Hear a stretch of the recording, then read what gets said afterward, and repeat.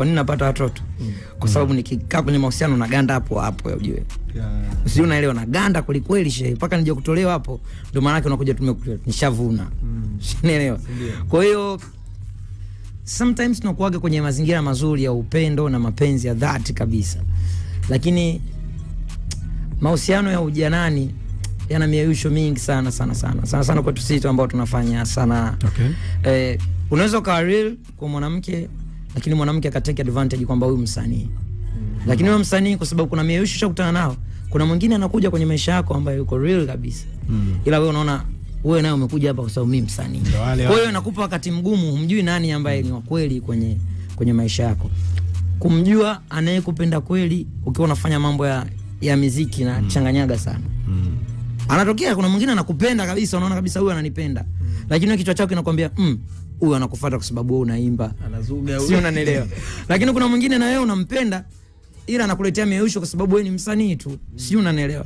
Kwa hiyo kuna changamoto nyingi sana. Sipendagi sana kuongelea mambo yangu mimi na familia zangu.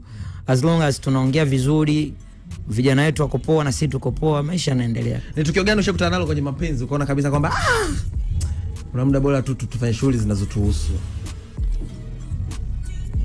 Mimi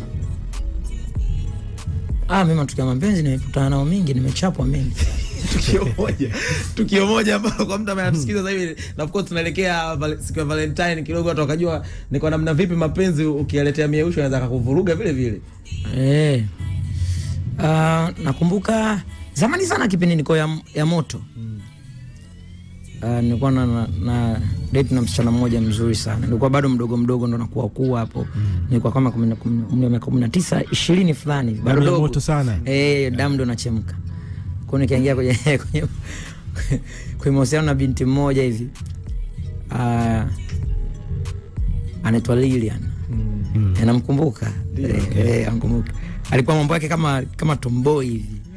Kwa hiyo mimi nilikuwa nampenda sana. Na nakumbuka ndo alikuwa msichana wangu wa kwanza kumpeleka nyumbani. Na kuaga na haraka kupeleka watu nyumbani. Kwa alikuwa ni msichana wangu wa kwanza. Alikuwa na mambo ya kama kiume hivi kama kike. Kwa hiyo nilikuwa namzimikia sana, nikanajitahidi bwana vaa magauni basi kidogo. Yaani kuna namna ukikaa hivi unakuwa miayusho. Sasa nilikuwa sina gari na rafiki yangu mmoja anaitwa Mudigu alikuwa na gari yake moja inaitwa Opa. Nakumbuka sikio nilienda na ile Opa. Nikamkuta gym pale Ilala pale. Kuna maeneo Ilala pale nyuma. Kuna chuo pale cha DSJ. Sasa pale nafikiri kwa nasoma chuo afukapanga kwa pembeni hivi. Kwa nimeingia kule nyuma nikamkuta kulikuwa na zile gym za nje. Unajua kuna gym fulani mashikaji wameamua kutengeneza vyuma neno. Nimemkuta kamkalia mchizi anapiga nondo hizo. Bonge la body. Sielewa. Sio, unanielewa vizuri. Nakuelewa. Alafu nikimwangalia mchizi bonge la mbavu. Niko na mimi na kimbamba uchangu hiki. Sijapigwa ngumi za kipumbavu. Nikarudi mkono. Niko na mambo yote niliyofanya, nimempeleka kwa bibi mkubwa pale. Yaani nimeshakutana na matukio ya kufanania shakutana nao sana. Hivyo. Kuna mmoja nilimkuta kwenye V8 kabisa hivi kapoa. Yaani kuna matukio yao nishakutana nao sana babangu. So kitu gani ambacho unahofia zaidi kwenye mahusiano kwako? Siofi.